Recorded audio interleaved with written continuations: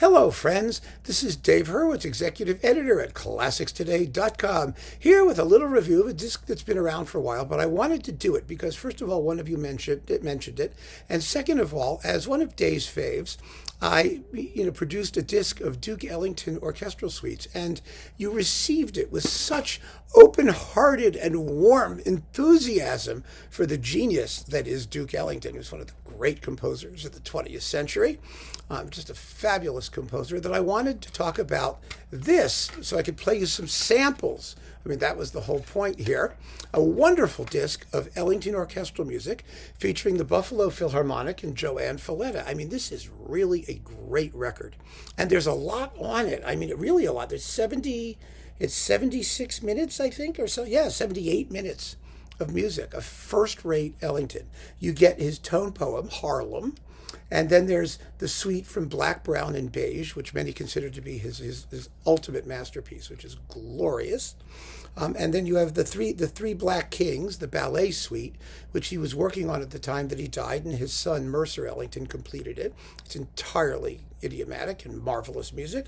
Then the suite from the ballet, The River, which is a wonderful, wonderful score. It's just beautiful, beautiful music. That was commissioned by Alvin Ailey, and it was written in 1970. It's just a masterpiece. It really, really is. And then you get an arrangement of Billy Strayhorn and Ellington's "Take the A Train," and I have to say, I have a great personal affection for "Take the A Train." And the reason I love it so much, or one of the reasons, is because I live on the A line here in Brooklyn, on the A train. And the A train, where was it going? Why do you want to take the A train? Well, the reason is that I live in a neighborhood of Brooklyn, which is called Clinton Hill, which is right next to Bedford-Stuyvesant. And Bedford-Stuyvesant had really a bad reputation in the 60s and 70s as an area of, horrible urban decay and high crime. But the truth of the matter is that Bedford-Stuyvesant originally was the country getaway. I wouldn't call it a country, less urban getaway of the black intelligentsia in Harlem. And they would come out to Brooklyn just as the wealthy white people would come out to Clinton Hill, which is the neighborhood I'm in. If you go across the street from my own multifamily, thing here, you see these beautiful homes. And the homes in Bedford-Stuyvesant are beautiful. They're mostly row houses, but it is a gorgeous, gorgeous neighborhood that's undergoing a sort of huge gentrification process, which is not without political controversy as these things often are. But it was the A train that went from Upper Manhattan, from Harlem, all the way directly to Bedford-Stuyvesant. So if you wanted to get to your place in Brooklyn, you took the A train. That was the song, and I'm right there. So I feel like I have a certain proprietary, territorial interest in that song, and it's just marvelously rendered. But the whole disc is great, and I want to play you a couple examples just to show you how splendidly vibrant and melodically interesting and harmonically interesting Duke Ellington always was and is, and ought to be recognized as such. First, let's do the opening of Black, Brown, and Beige. Black. There's Black, Brown, Beige, 3 movements. And it's about, 18 minutes long between the 3 of them. The whole work is about 50 minutes long. It's very, very long. But anyway, here is the opening Black from Black, Brown, and Beige with the Buffalo Philharmonic, conducted by Joanne Falletta.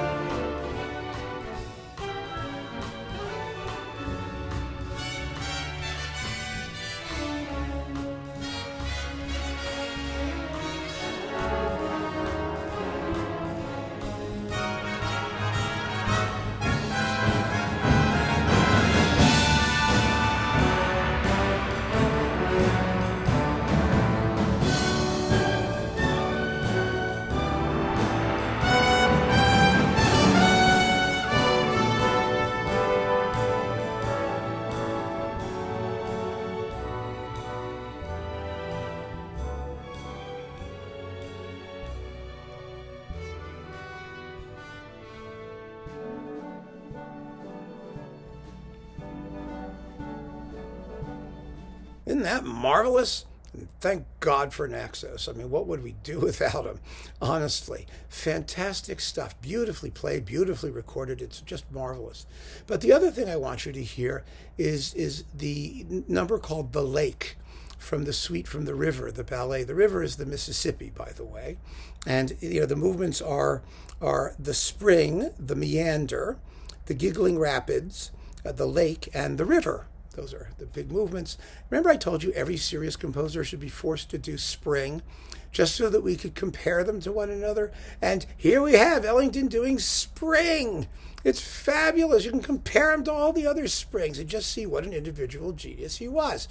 But it's the lake I want you to hear, because the lake is a slow movement. It's very serene, very contemplative, and I think it shows what a seriously masterful composer he was, because this entire section that I'm playing for you is based on a tiny little motive that he manages to reharmonize and expand into just a breathtakingly beautiful melody. It's really serious, artful, fabulous compositional ability. And people spend too much time thinking that these jazz composers they just improvised things, or they sort of wrote down whatever came into their head. It's not how it worked at all. Real composers are always real composers, and they compose really in the same way, more or less. They have ideas, and they develop those ideas. And Ellington was as great at that as Brahms was. In fact, if you want to get sort of a textbook definition of a developing variation, just listen to this, The Lake from the River.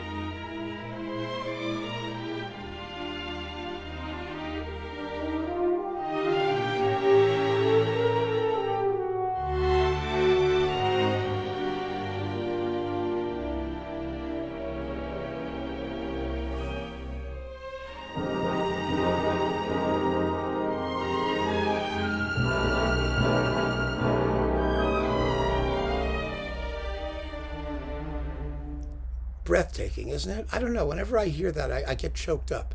There's something in it that just hits me. It just hits me in the gut. And maybe some of you feel that too. But there's all kinds of things like that in this music. It's just fantastic music, and Joanne Falletta plays it wonderfully, and Naxos engineered it beautifully. So if you enjoyed my little talk and Dave's faves on the Ellington suites, Tchaikovsky, Grieg, and then one of his own, get this, add it to your collection, and just give it a listen. It's really a wonderful experience. There's so much. He was incredibly prolific. There is so much great music that he wrote, and it deserves to be part of the mainstream of great music. It shouldn't just be stuck in the niche of jazz or big band or swing or whatever you want to call it. It's just plain great music.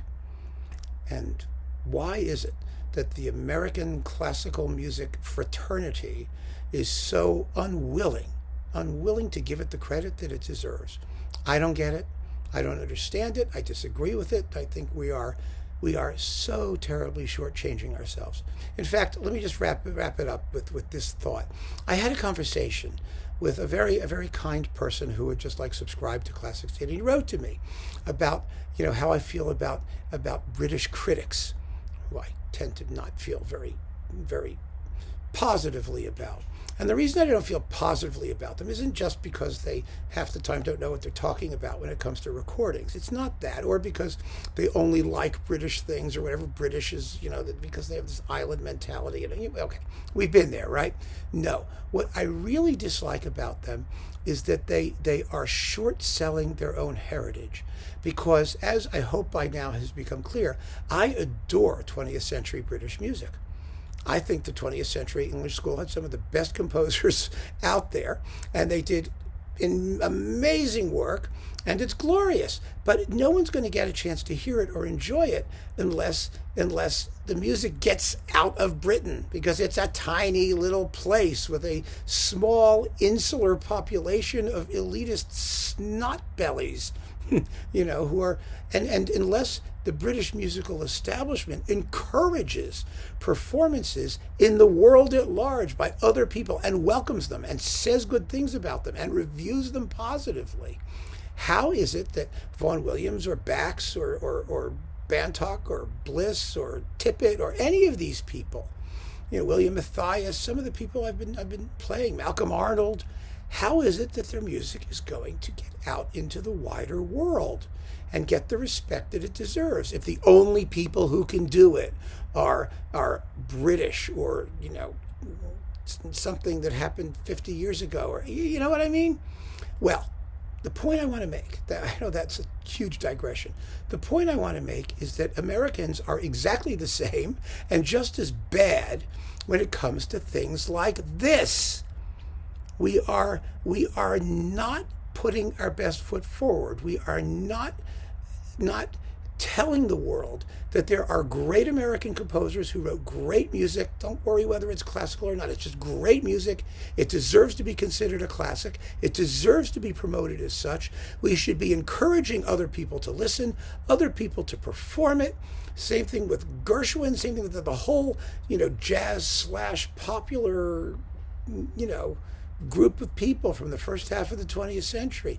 All of those wonderful African-American composers. There was Still and Florence Price and Dawson. And, we have generations of first-class musicians that have been completely ignored and neglected. There's Don Gillis.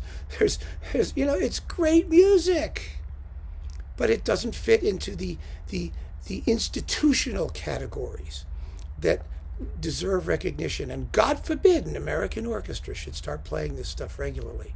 Yeah, Nimi Yarvi did it in Detroit. He did a whole bunch of Ellington and the African American stuff because he was in Detroit, and because it was it was that orchestra in that town which has the African American heritage to look after.